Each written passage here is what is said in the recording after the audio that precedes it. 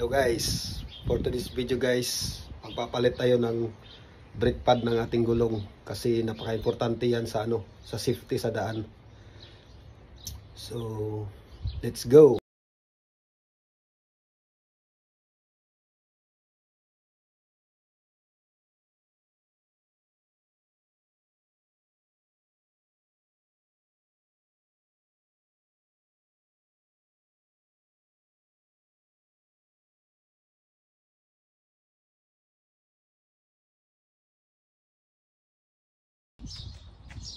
So yan guys, napalitan na natin guys.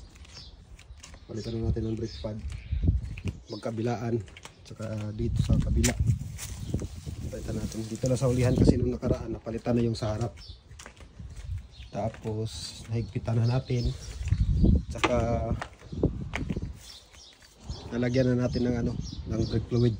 Kasi nabawasan to nung nagkabit tayo ng brake pad eh. So, yun lang po guys. And thank you for watching.